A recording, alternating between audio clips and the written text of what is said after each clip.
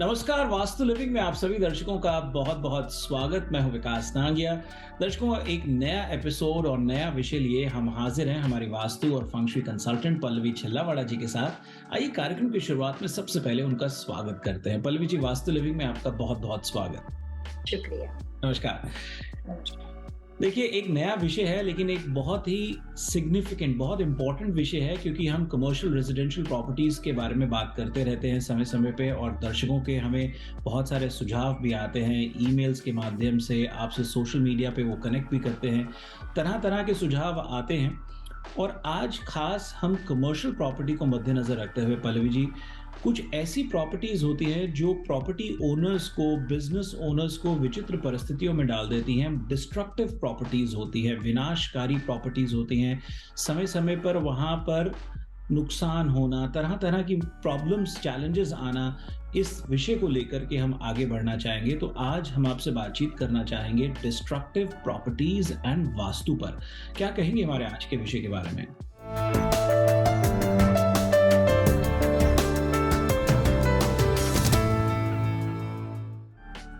बहुत अच्छा विषय है। वास्तुशास्त्र के बारे में काफी सारे लोगों ने बिजनेस कैसे होना चाहिए, बिजनेस को कैसे इम्प्रूव करना चाहिए, किस तरह से बिजनेस खरीदना चाहिए, काफी सारी बातें की है।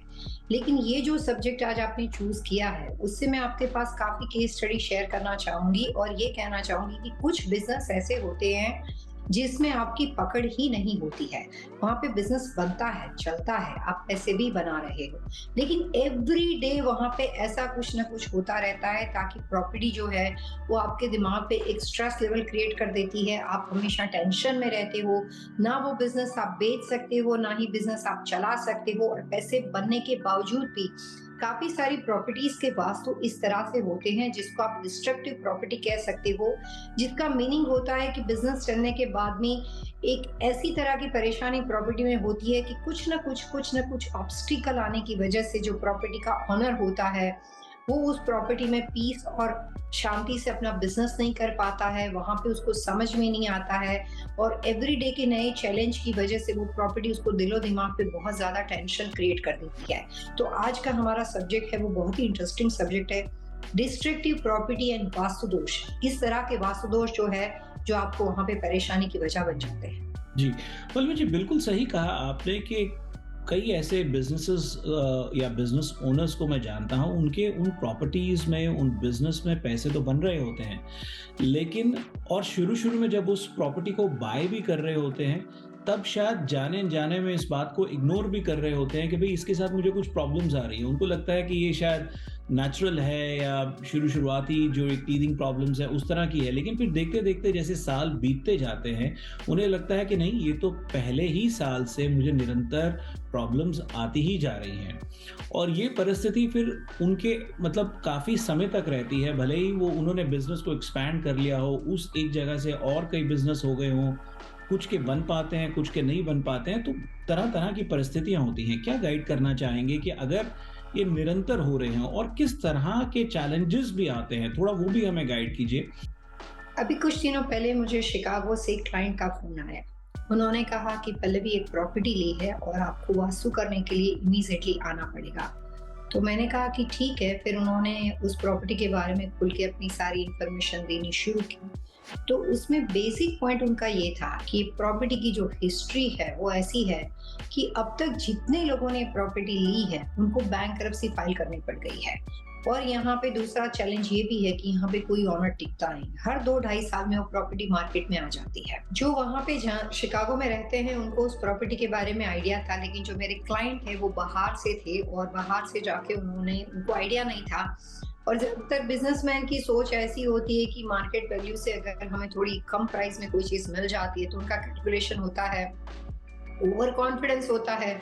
कि वास्तुशास्त्र में ये भी कहा जाता है कि हर जमीन का अपना एक पास्ट होता है, उसकी हिस्ट्री होती है। आप अमेरिका में रहते हो तो आपको मालूम है कि हर प्रॉपर्टी की हिस्ट्री आपको मिलती है।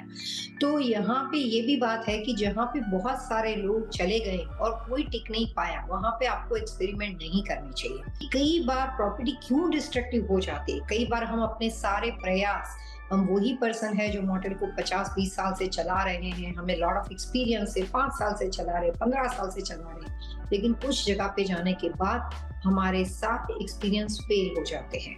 हमें गैस स्टेशन का एक्सपीरियंस है, रेस्टोरेंट का है, ब्यूटी सैलून का है, लेकिन कुछ जगह पे काफ़ी सारे लोग जो हैं वो सिर्फ़ और सिर्फ़ लॉस करके जाते हैं। और जी, ये शिकागो वाली प्रॉपर्टी का जो मैं आपको एग्ज़ाम्पल केस स्टडी शेयर करना चाहूँगी, क्लाइंट हमारे लेने से पहले नहीं बने थे। प्रॉपर्टी लेने के बाद उन्होंने अपने सारे कोशिश कर लिए। कुछ ना कुछ होता रहता था। तो वहाँ पे कई बार ऐसा होता था कि वहाँ पे पानी की जो पाइपलाइन होती थी वो फट जाती है बिना किसी वजह, पाइपलाइन फट जाती थी। वहाँ पे उस प्रॉपर्टी के अंदर 1-2 बार क्राइम हो चुके, इंसिडेंट बन चुके, जो कि प्रॉपर्टी काफ़ी अच्छे लोकेशन पे थी, लेकिन वहाँ पे कुछ इंसिडेंट बन चुके। 1-2 बार प्रॉपर्टी का फायर हाइड्रेंट जो था वो वहाँ पे किसी ने लॉक खोल दिया और प्रॉपर्टी के अंदर कुछ इंसिडेंट बने। तो 1-1 वीक तक काउंटी ने जाके प्रॉपर्टी बंद करवा दी। तो आप देख रहे हैं कि बातें छोटी-छोटी हैं, लेकिन हर चीज़ जो है वो आपके बिज़नेस के ऊपर नेगेटिव इफ़ेक्ट कर रही है। बिज़नेस चल रहा है, एम्प्लॉयी भी है आपके पास, कस्टमर भी आ रहे हैं, लेकिन इतना सब कुछ होने के बावजूद भी, बिज़नेस के नंबर सही जाने के बावजूद भी, कुछ प्रॉपर्टी में नेचुरल इंसिडेंट इतने बनते हैं जिसका आप कंट्रोल नहीं कर पाते। प्रॉपर्टी आपके लिए आउट ऑफ वे बन जाती है। और वैसी ही कुछ प्रॉपर्टी के एग्जाम्पल मैं आपके साथ आज इस प्रोग्राम में शेयर करूंगी, वास्तु दोष भी बताऊंगी। कोई भी जमीन, कोई भी बिजनेस खरीदने से पहले उसकी हिस्ट्री चेक करना बहुत जरूरी होता है। जितना जरूरत वास्तु के हिसाब से दिशाओं को देखना होता है, वैसा ही प्रॉपर्टी की हिस्ट्री समझना होता है। अगर आपके पास कंसल्टेंट है, प्रोफेशनल पर्सन है, एडवाइस मिल जाती है। अगर आप खुद बाय सेल प्रॉपर्टी देख रहे हो तो डेफिनेटली उसकी हिस्ट्री चेक करना मत भूलिए। और जहाँ पे आपको लगता है कि काफी सारे लोग फेल हो चुके हैं, वहां पे हो सके तो ओवर कॉन्फिडेंस में नहीं जाना चाहिए। जी। पल्लवी जी, कुछ गाइड अब कीजिए यहाँ से आगे हमें कि वास्तु दोष डिस्ट्रक्टिव प्रॉपर्टीज़ के किस तरह के होते हैं? सबसे पहले डिस्प्यूटेड प्रॉपर्टी के वास्तु के हिसाब से सिम्टम्स क्या होते हैं, उसके लक्षण क्या होते हैं, वो समझना बहुत जरूरी होता है। आपने इफेक्ट देखा कि यहाँ पे काफी सारे लोग टिके नहीं है, वो तो आपको आसानी से मिल जाएगा। हिस्ट्री तो आपको रियल्टर के थ्रू मिल जाएगी। वहां पे कोई पुराना बंदा होता है, आप उससे डिस्कस करते हो तो प्रॉपर्टी के बारे में जानकारी मिल जाएगी। जी, लेकिन सबसे समझने लायक बात है कि वास्तु कंसल्टेंट ऐसी अनजान प्रॉपर्टी के ऊपर खड़े रहकर आपको क्यों ऐसा बताता है कि भैया सब सही है, बिजनेस के नंबर अच्छे हैं, लेकिन ये प्रॉपर्टी नहीं लेनी चाहिए। या हुँ, किस तरह की प्रॉपर्टी को हम डिस्प्यूटेड प्रॉपर्टी का लेबल, डिस्ट्रक्टिव प्रॉपर्टी का लेबल लगाते हैं कि यहाँ पे आपको रहने में बहुत मुश्किल हो जाएगी, जस्ट लीव इट, इसके अंदर आप जाओ मत। मैंने अपनी लाइफ में काफी सारे लोगों को, काफी क्लाइंट्स को ऐसे चैलेंज के तौर पे भी बताया कि मैं मना करती हूँ, अगर आप लेना चाहते हो तो ले सकते हो, बट मैं लिख कर दे सकती हूँ कि यहाँ पे ये बिजनेस नहीं चलेगा। जी, तो ये कॉन्फिडेंस लेवल वास्तु कंसल्टेंट का होता है अनजान जमीन के लिए, उसके पीछे होते हैं सिर्फ वास्तु प्रिंसिपल। और वास्तु शास्त्र के नियम के अनुसार जब कोई बिल्डिंग का शेप वियर्ड होता है, नंबर 1 लॉट का या बिल्डिंग का शेप। दूसरी बात है, कोई भी जो प्रॉपर्टी होती है उसका एक शेप जो होता है, उसके 4 कॉर्नर को वास्तु में सही तरीके से देखा जाता है। प्रॉपर्टी का शेप कोई भी हो, रेक्टेंगुलर हो, राउंड हो, एल शेप हो, स्ट्रेट स्क्वायर शेप हो, लेकिन उसके हर 4 कॉर्नर जो प्रॉपर्टी के होते हैं, उस चारों कॉर्नर में कोई भी तरह का और तरह का शेप बना हुआ हो। एग्जाम्पल देने के लिए मैं वास्तु से देना चाहूंगी कि अगर हमारे पास कंपास है, हमने किसी प्रॉपर्टी को देखा और मान लेते हैं कि प्रॉपर्टी नॉर्थ फेसिंग है, तो अगर प्रॉपर्टी नॉर्थ फेसिंग है तो उसके 4 कॉर्नर जो हैं, उसमें नॉर्थ ईस्ट का कॉर्नर आएगा, नॉर्थ वेस्ट का आएगा, साउथ ईस्ट का आएगा, साउथ वेस्ट का आएगा। अगर आपकी प्रॉपर्टी साउथ फेसिंग है तो उसके जो 4 कॉर्नर पड़ते हैं, उसमें आपका साउथ ईस्ट आएगा, साउथ वेस्ट आएगा, नॉर्थ ईस्ट आएगा, नॉर्थ वेस्ट आएगा। सो फ्रंट फेसिंग बिल्डिंग कुछ भी पड़ता हो, लेकिन जो 4 कॉर्नर्स ऑफ द प्रॉपर्टी है, किसी वजह से कुछ ऐसी प्रॉपर्टी जिसके सारे 4 कॉर्नर्स जो होते हैं, वो हर 4 कॉर्नर्स के अंदर कोई कट पड़ता हो, कोई वहां पे वास्तु दोष रह चुका हो, और हर 4 कॉर्नर जो प्रॉपर्टी के हैं, जो प्रॉपर्टी की एनर्जी को स्टेबल रखते हैं, स्टेडी रखते हैं, बांध के रखते हैं, जैसे एनर्जी का फोर्स रहता है, उस 4 कॉर्नर्स के अंदर कोई तरह के नुकसान वास्तु के प्रिंसिपल के अनुसार वास्तु दोष बने हुए हो, तो वो प्रॉपर्टी सूनर और लेटर डिस्ट्रक्टिव बन जाती है, चाहे उसका ऑनर, चाहे उसका मुखिया कोई भी हो। और वो 4 कॉर्नर के वास्तु दोष है, उसमें एक नुकसान ये भी बन जाता है कि वो सिर्फ पर्टिकुलर 1 या 2 लोगों के लिए नुकसानदेह नहीं होती है, लेकिन वो मेजॉरिटी लोगों के लिए नुकसान बन जाती है, क्योंकि वो बेसिक वास्तु प्रिंसिपल के साथ कॉम्प्रोमाइज हो जाता है। जी, सपोज एग्जांपल, किसी के पास नॉर्थ फेसिंग प्रॉपर्टी है, उसका नॉर्थ ईस्ट डैमेज है, नॉर्थ वेस्ट डैमेज है, लेकिन साउथ ईस्ट अच्छा है, साउथ वेस्ट अच्छा है, तो उस कंडीशन में 50% वो उसका वास्तु दोष है तो फिर भी वहाँ पे उसको कोई नहीं होगा। लेकिन 7 मुखी प्रॉपर्टी हो, 8 शेप की प्रॉपर्टी हो, प्रॉपर्टी के कॉर्नर बहुत सारे पड़ते हो। ये कॉर्नर दिशा के नहीं है, मैंने एग्जांपल के लिए दिया। लेकिन मैं आपको कुछ शेप भी यहाँ पे स्क्रीन पे बताना चाहूंगी कि यहाँ पे ये जो मैं अभी बता रही हूँ वो 7 मुखी प्रॉपर्टी है, उसमें 7 कॉर्नर पड़ रहे हैं। तो जब आपके पास फ्लोर प्लान होता है, you have to calculate all corner जो जैसा बना हुआ है। अगर वो कॉर्नर 5 है, 6 है, 7 है और उसमें से मेजोरिटी कॉर्नर में प्रैक्टिकल ऑन साइट लोकेशन पे वास्तु दोष बना हुआ हो, तो ऐसी प्रॉपर्टी को वास्तु डिस्ट्रक्टिव प्रॉपर्टी का नाम देता है, जिसमें काफी ज्यादा ऑनर जो है वो सफर करते हैं, कुछ न कुछ बनता रहता है और बिजनेस होने के बावजूद भी प्रॉपर्टी जो है वो ऑनर के लिए टेंशन की वजह बन जाती है और ऐसी प्रॉपर्टी का सिलेक्शन हो सके वहां पे नहीं करना चाहिए। एक छोटा सा ब्रेक लेते हैं। ब्रेक के उस पार हम पल्लवी जी से जानेंगे कि इस वास्तु दोष का निवारण क्या है। आप बने रहिए हमारे साथ।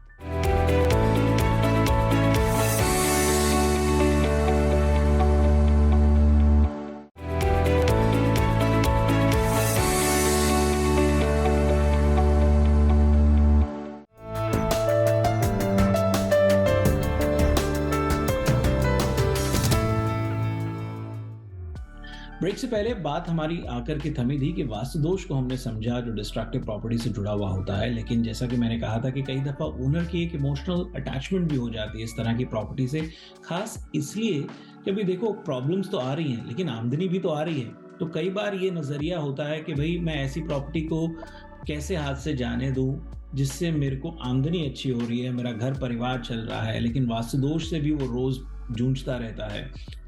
क्या रेमेडियल मेजर्स हैं कि इस तरह की डिस्ट्रक्टिव प्रॉपर्टी के अंदर हम सुधार कर सकते हो जिससे चीज़ें थोड़ी वेल ऑर्गेनाइज्ड हो जाएं और थोड़ा सा बेटर बिजनेस को तरीके से चलाया जा सके? डिस्ट्रक्टिव प्रॉपर्टी की सिर्फ 3-4 पहचान है, जिसमें मेजोरिटी ऑनर ना चाहते हुए भी पैसे बन रहे हैं, बिजनेस आपका चल रहा है, उसके बावजूद भी तंग आके परेशान होके प्रॉपर्टी से थक कर उस प्रॉपर्टी को छोड़ के चले जाते हैं। तो पहले उसके इफेक्ट ये होते हैं, पहले उसके सिम्टम्स ये होते हैं कि उस प्रॉपर्टी में ऑनर एक से ज्यादा होते हैं। दूसरा इफेक्ट होता है हर कुछ टाइम के बाद प्रॉपर्टी मार्केट में आ जाती है। तो हिस्ट्री तो बनी गई, आपको वास्तु दोष नहीं मालूम पड़ता है, कॉमन लेमैन हो, लेकिन प्रॉपर्टी की अगर हिस्ट्री फाइंड आउट करते हो तो आपको इतना पता चल ही जाता है कि यहाँ पे बार बार ऑनर बदलता है। ऐसा आप अपने लाइफ में आपने काफी सारी प्रॉपर्टी पे देखा होगा। क्यों बार बार ऑनर बदलता है? एक आदमी सही नहीं था, दूसरे को बिजनेस चलाना नहीं आया, तीसरे को चलाना नहीं आया, चौथे को, ऐसा नहीं होता है। तो वहां पे अपने ओवर कॉन्फिडेंस को नहीं लाना चाहिए, क्योंकि 3-4 लोग फेल हो चुके, 5-6 लोग फेल हो सकते हैं। तो ये उसकी पहचान होती है। दूसरी पहचान उसकी ये होती है कि उस प्रॉपर्टी में पैसे बनते हैं, इसीलिए तो जो काफी सारे लोग दोबारा खरीदते हैं। अगर वो प्रॉपर्टी बिल्कुल पैसे बनाती नहीं है तो कोई भी नहीं आएगा, लेकिन उसकी पहचान ये भी होती है कि वो प्रॉपर्टी में पैसे बनते हैं। तो जब आप उसका फाइनेंशियल देखते हो, जो भी नॉर्मल आदमी बिजनेस खरीदने का तरीका होता है, डिस्प्यूट तो कोई आदमी आपके साथ पर्सनल इंफॉर्मेशन शेयर नहीं करेगा। जो बेचने वाला होता है, जो ऑनर होता है, वो ये नहीं कहेगा कि मुझे यहाँ पे ये प्रॉब्लम से, यहाँ पे बार बार ये होता है इसलिए मैं बेच रहा हूँ। वो तो आपको नंबर्स बताएगा। कॉमन लेमैन होता है जो प्रॉपर्टी खरीदता है, वो नंबर्स देखता है और उसको लगता है क्या फर्क पड़ता है, पिछले वाले ने 2 साल पहले ली और तुरंत मार्केट में आ गई, 6 महीने पहले लिए मार्केट, क्या फर्क पड़ता है।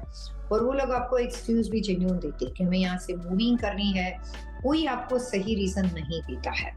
तो वहां पे नंबर्स डेफिनेटली अच्छे होते हैं। और यही बात है विकास जी, जो आपने सवाल पूछा था कि ऐसी प्रॉपर्टी पे बिजनेस तो चलता है, एम्प्लॉय के इश्यू के बारे में यहाँ पे भी बात नहीं चल रही। नंबर्स प्रॉपर्टी के अच्छे होते हैं, लेकिन प्रॉपर्टी कुछ लोगों को या मेजोरिटी लोगों को वहां पे टिकने ही नहीं देती है, जिसकी वजह से परेशानी की वजह इतनी ज्यादा बन जाती है कि हर आदमी गिव अप कर देता है।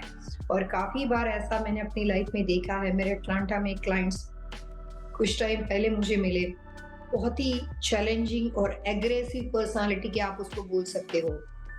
उन्होंने एक प्रॉपर्टी, उन्होंने एक रियल्टर ने बताई, वो नए हैं, बाहर से आए हैं, न्यू जर्सी से आए हैं। तो उन्होंने एक प्रॉपर्टी देखी, रियल्टर ने क्लैरिफाई किया कि भैया ये प्रॉपर्टी पे अभी तक कोई नहीं टिका है, इसकी हिस्ट्री ऐसी है। तो इन्होंने कहा कि मेरे को तो चैलेंज अच्छे लगते हैं और मार्केट कॉस्ट से थोड़ा कम था, बिजनेस चल रहा था, वो जंप लगा दिया। उनकी वाइफ ने उनको 3 बार रोका कि मत करो, मत करो, बट काफ़ी बार हमारा एक स्वभाव होता है कि राइट। क्यों नहीं करें? बाकी सब लोग उसको हम ओवर कॉन्फिडेंस बोल सकते हैं। तो जब मेरी बातचीत हुई, जब मेरी मुलाकात हुई तो उनकी वाइफ ने बताया कि पल्लवी मैंने इसको मना किया था और क्लाइंट का नेचर इतना ज़्यादा ओवर कॉन्फिडेंस वाला था कि जब उन्होंने हमें अप्रोच किया तब फ़ोन करके बताया कि पल्लवी मैं डाउन पेमेंट ले चुका हूँ, मैं इसको ले रहा हूँ, यहाँ कोई नहीं मुझे ढूँढना ही नहीं पड़ा। मेरे को फ्लोर प्लान आने से पहले, प्रॉपर्टी का एड्रेस आने से पहले क्लाइंट ने ही बता दिया कि इधर कोई नहीं टिका है बट मुझे लेना है और आई नीड योर हेल्प और मैं तेरे को भी चैलेंज देता हूँ कि तेरे को उसको चलाना है। तो मैंने कहा भैया क्यों एक्सपेरिमेंट कर रहे हो? हुँ, मैं तो हेल्प कर लूँगी, लेकिन जब मालूम ही है कि यहाँ पे कोई नहीं टिका है, ये एकदम ट्रू बात मैं आपको बता रही हूँ कि जब मालूम ही नहीं कोई नहीं टिका है तो क्यों अपनी जात पे एक्सपेरिमेंट करे हो? मुझे कोई प्रॉब्लम नहीं, आई विल हेल्प यू।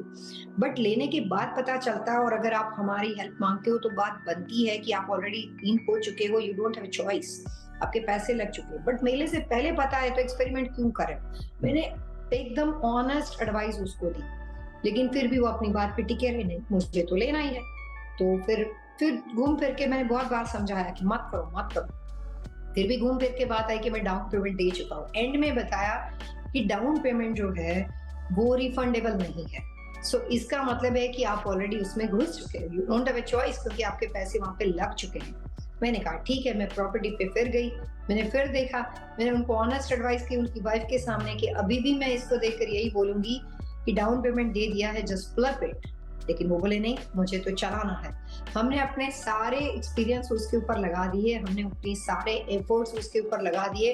उन्होंने पूरे टाउन में फेमस कर दिया कि देखा कोई नहीं टिका वहां पे, मैं टिका हुआ हूँ। बट एवरी डे मैं उनको फोन में समझाती थी कि सब चल रहा है रेमेडी के तौर पे, रेक्टिफिकेशन के तौर पे, ये एक्सपेरिमेंट करना बंद कर दीजिए और थोड़ा सही हो गया है इसको किसी को दे दीजिए और यहाँ से निकल जाइए और एक अच्छी लोकेशन लीजिए जिसमें आप आराम से लाइफ को स्मूथली चल सके। हम बहुत ही ऑनेस्ट एडवाइस क्लाइंट को देते हैं। जी।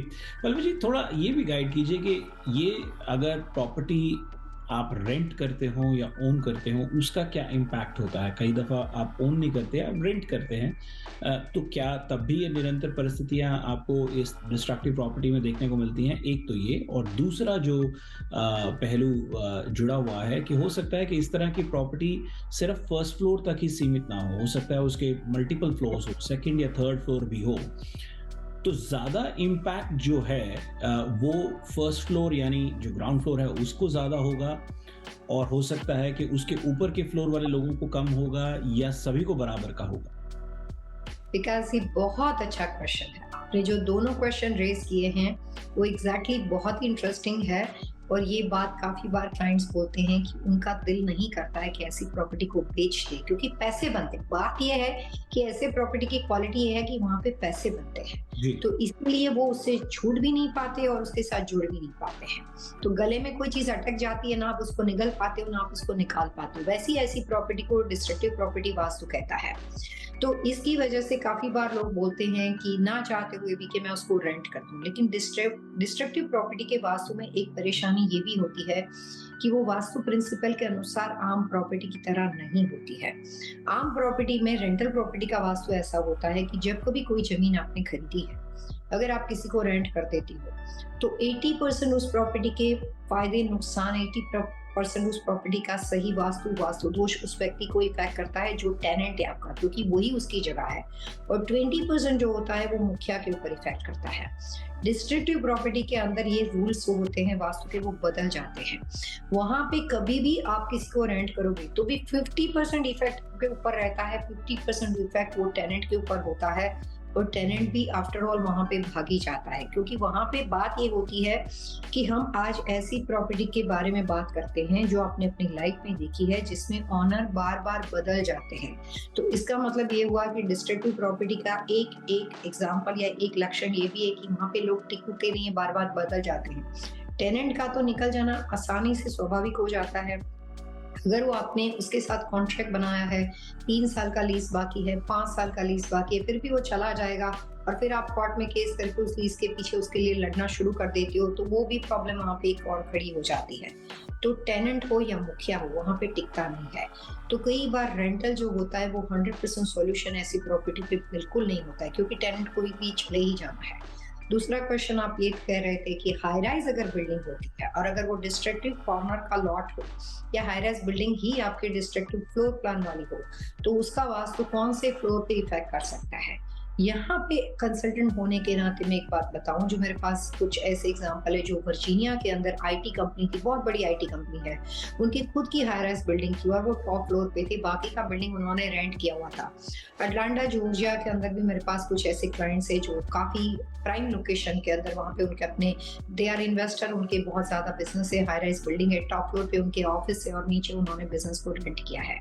तो यहाँ पे एक चीज होती है कि डिस्ट्रक्टिव प्रॉपर्टी में लॉट का सिर्फ वास्तु दोष हो, बिल्डिंग का ना, सिर्फ लॉट का वास्तु दोष हो, तो अगर हाई राइज बिल्डिंग हो और अगर आपका ऑनर का ऑफिस टॉप फ्लोर पे चला जाता है तो उसके ऊपर इफेक्ट नहीं करेगा, क्योंकि वहां पे 1 से लेकर 5th फ्लोर पे इफेक्ट करेगा। जो भी बिल्डिंग की हाइट होती है उसके 50% बिल्डिंग की, अगर आपकी 12 फीट की बिल्डिंग है तो 6 फ्लोर तक इफेक्ट रहेगा, 16 फ्लोर की बिल्डिंग है तो 8 फ्लोर पे इफेक्ट रहेगा। 50% जो उसके जो भी हाई राइज स्टोरी बिल्डिंग है उसमें से 50% तक उसका इफेक्ट रहता है, उसके बाद जितना आप टॉप पे जाओगे इफेक्ट खत्म हो जाता है। लेकिन सिर्फ लॉट का डिस्ट्रक्टिव प्रॉपर्टी का वास्तु दोष हो, बिल्डिंग का ना हो। कुछ ऐसे बिल्डिंग के बारे में बात करते हैं जिसमें shape of the lot and shape of the floor plan, जो आपकी हाई राइज बिल्डिंग है उसके अंदर भी सारे कॉर्नर्स कटे हुए हैं, उसके वास्तु दोष है, टेढ़े मेढ़े शेप की बिल्डिंग है और वहां पे भी कॉर्नर्स वास्तु दोष वाले हैं, तो उस कंडीशन में आप किसी भी फ्लोर पे चले जाओ, क्योंकि पूरा बिल्डिंग ही ऐसा डिस्ट्रक्टिव है, तो वहां पे उसका समाधान नहीं होता है। तो वास्तु में मैं ये जरूर कहती हूँ, हमेशा क्लाइंट को कहती हूँ कि कोई भी कॉमन स्टैंडर्ड रूल्स नहीं होते हैं। हर क्वेश्चन का आंसर उस प्रॉपर्टी पे होता है और उस प्रॉपर्टी को एनालिसिस करके वास्तु कंसल्टेंट आपको एडवाइस कर सकते हैं कि यहाँ पे कौन सा रेक्टिफिकेशन सही रहेगा या कौन से उपाय इसको फिक्स कर पाएंगे। कुछ स्टैंडर्ड नियम नहीं होते हैं। बहुत बढ़िया सुझाव पल्लवी जी आपकी ओर से। एक छोटा सा ब्रेक लेते हैं, ब्रेक के उस पार आपसे जानेंगे टिप ऑफ द वीक। बहुत जल्द हाजिर होंगे।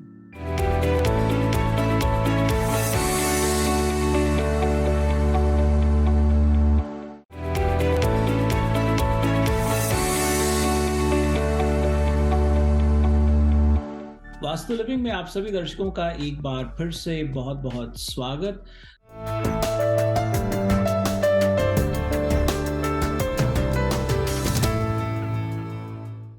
आइए उनसे जानते हैं अब इस सेगमेंट में tip of the week. Pallavi ji, tip of the week क्या है?